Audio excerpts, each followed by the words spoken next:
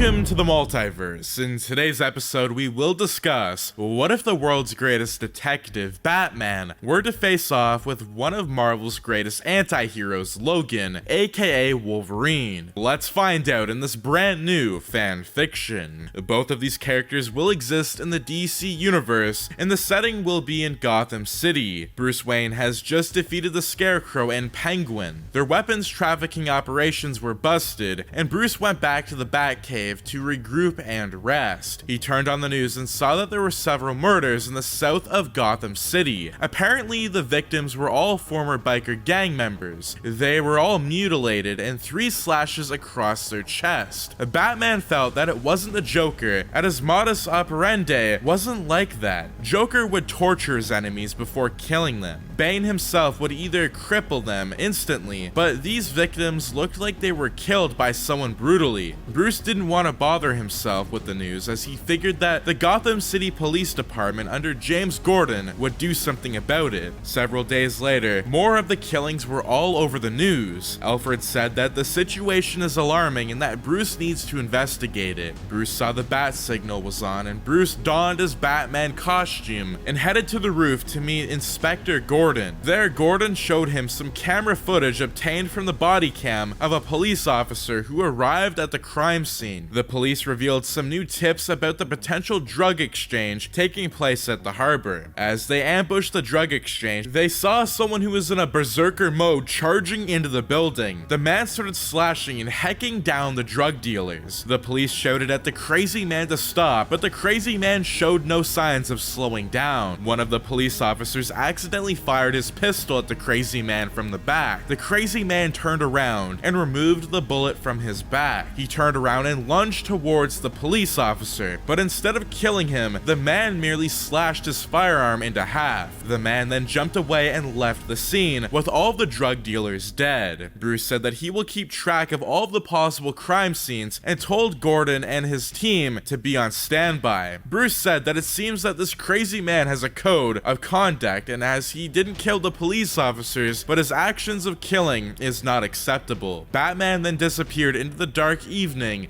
leaving Gordon behind. Back at the Batcave, Bruce was monitoring for potential crime exchanges that would be taking place soon. He managed to hack into one of the junkies' cell phones and saw that a drug deal exchange was going to take place the day after tomorrow. The scheduled location would be at an abandoned factory. Batman then decided to head to the abandoned factory and scouted around the area. He didn't see anything suspicious, but decided to place some cameras around the area. With remote monitoring, Batman waited patiently. The junkies' messages were true, as Batman saw the several junkies were already grouping at the center. He didn't want to ambush them, as he wanted to see of this crazy man's action. As the drug deal exchange went, as Batman guessed correctly, the crazy man sprang into action and started killing all of the junkies. One of the junkies had a machine gun and started firing at him, but just with the police cam last time, Batman saw correctly. The man merely removed those bullets from his body, and there was no damage inflicted on it. Batman wondered if the man was wearing any body armor, which was perhaps alien-made technology. Batman jumped down and landed himself in front of the man. The man was caught off guard and moved back. Batman asked who he was, in which he merely replied, he is a nobody, and he is just cleaning the scum of Gotham. Batman said that cleaning the scum doesn't mean killing them. They need to be sent into rehab centers or Arkham Asylum for more serious criminals. The man said that in doing so will result in the criminals repeating their offenses again and again. Scum like that deserve to die. Batman said that these killings seemed to have another motive, as the man would always know the exact locations of the next drug deal exchange or hideouts of the criminals. He said that he is an excellent stalker and his senses of smelling is insanely good. Batman said that he cannot let him walk away. The man started to extract his claws from his hands. Batman has never seen something feeling like this before. Even Deathstroke used katanas and not weapons emerging from his own body. He knew that he saw the claws on the footage of the police body cam, but thought that it was a hoax. The man told him to move away because he doesn't want to hurt good people. Batman said that he cannot let a killer escape. They both lunged at each other and clashed. Batman threw several batarangs towards the man, but was easily deflected by him. Batman saw that the man was like a crazy animal. He was in berserk mode, and Batman knew that being in a defense mode would not help him to win, so he decided to use his martial arts in close quarters combat. He used his brass knuckles and started punching Wolverine. The world's greatest detective managed to land a blow to the man's stomach, but the man easily recovered from the bruises and stabbed Batman in his stomach. Batman bled and was surprised that his armor was not able to pierce by the man's claws. The man saw that Batman was trying to hold his wounds and decided to flee instead. Batman told Alfred to call for the Batmobile to pick him up. Back in the Batcave, Bruce started to run a facial recognition for the man, but did not gather any hints. The Oracle then ran a thorough scan on the fighting pattern, but there was no similar fighting patterns. Batman also observed that there was a type of metal infused inside the man's body. Bruce figured that this man might be a product of some test experiment that went wrong, but the man still had his consciousness, as he didn't kill the police nor him.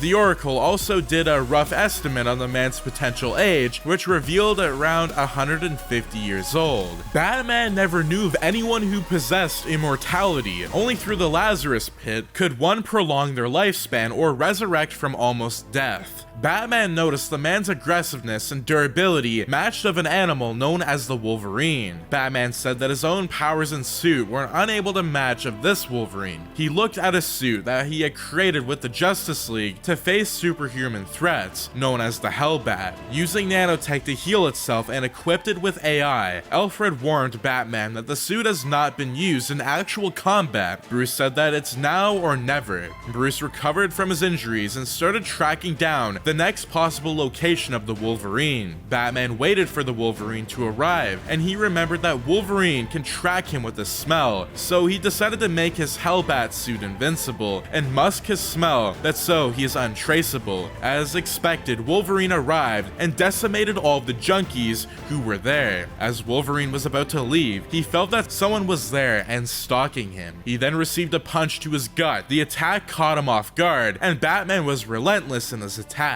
He continued punching Wolverine while his suit was in stealth mode. Wolverine snapped and managed to pinpoint Batman's rough location. Wolverine stabbed the Hellbat suit, but this time Batman did not bleed. The nanotech already repaired the suit. Wolverine was shocked. The Dark Knight shot out some electrical batarangs to incapacitate Wolverine. It temporarily stunned him, but that did not stop the fierce beast from charging forth again. Batman then threw several smoke grenades in hopes to ambush him, but Wolverine disappeared and missed the smoke. The Hellbat's AI then said that something was coming from the top. He looked up and saw that Logan stabbed the Hellbat's helmet, but the claws were unable to penetrate the armor. Batman then grabbed Wolverine by the neck before throwing him down to the ground. He continued to stomp on Wolverine until he gave up, but Wolverine's healing factor was able to sustain the damage taken. Batman said that he hasn't tried this feature, but he figured he would give it a shot. He started to channel all of its energy and absorbed it from the fight with Wolverine to the core of his suit. He then blasted the energy right towards Wolverine's chest, causing Wolverine to be torn into half. This, however, caused to drain his metabolism energy. The Hellbat suit needed some time to recharge, and it is temporarily disabled. Bruce removed himself from the suit as he saw Wolverine's pieces lying on the ground, but Bruce was horrified when he saw Wolverine self-healing, but at a much slower pace. Wolverine then managed to get his entire body back, and he looked at Batman, and with those eyes were filled with bloodlust. Wolverine then told Batman, "Your time is up, bub." The Dark Knight was a genius tactically and a master of plan. His Batmobile came forth, and Batman grabbed a weapon from it. Wolverine said that no weapon could defeat him. Not even Batman's strongest suit could take Wolverine apart. Bruce then got at the weapon, and suddenly shivers went down Wolverine's spine. Wolverine started screaming as he clenched his head. He was suffering from a severe headache as Bruce held the weapon close to Wolverine. Wolverine showed his claws and charged towards Batman. Batman held the weapon closely City and fought against Wolverine. Wolverine stabbed Batman in the stomach yet again, but Bruce was able to use the weapon and slashed Wolverine across his arm. Wolverine groaned in pain and collapsed to the ground. Bruce then commanded the Hellbat suit to take control of Wolverine.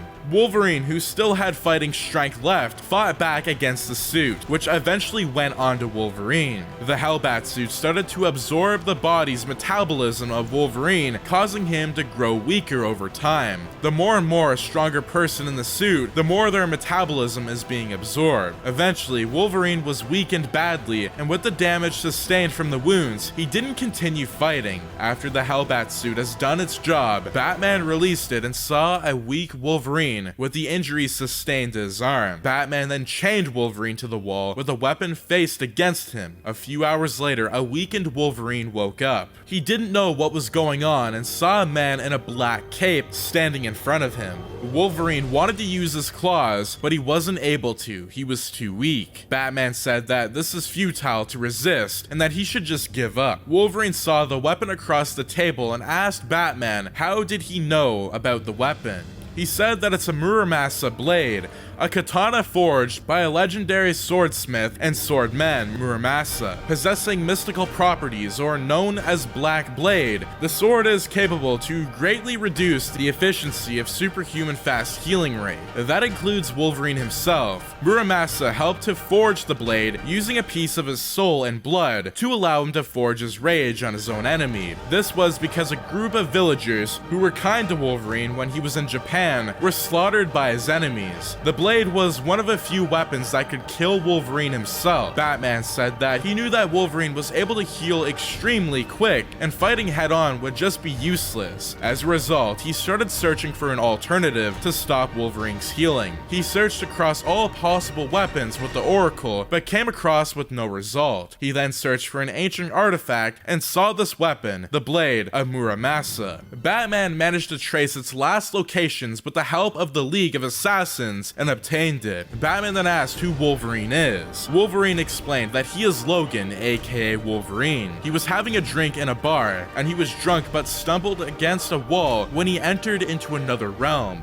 Wolverine didn't know where he was. As he was scouting around, he was surrounded by several huge robots that started shooting at him. Wolverine easily hacked down these bots, but the bots had tranquilizers and shot at Wolverine. Wolverine then fell asleep before he saw a bald man approaching him and saying that he would make a good test subject after that. All he could remember was his memories. Batman said that Wolverine is in Gotham City, which is under his protection. Wolverine said that he never heard of Gotham City and this might be a different universe. Batman's AI told him that there was no lies detected from Logan's words. Logan said that he wants to kill the man who manipulated him, and Bruce then brought a hologram screen of potential suspects that matched Logan's descriptions. Logan then found a match which pointed to Lex Luthor. Bruce said that he had a hunch that Lex was behind this, just like how he manipulated the distrust between him and Superman. Logan was still healing from the damage taken to his right arm.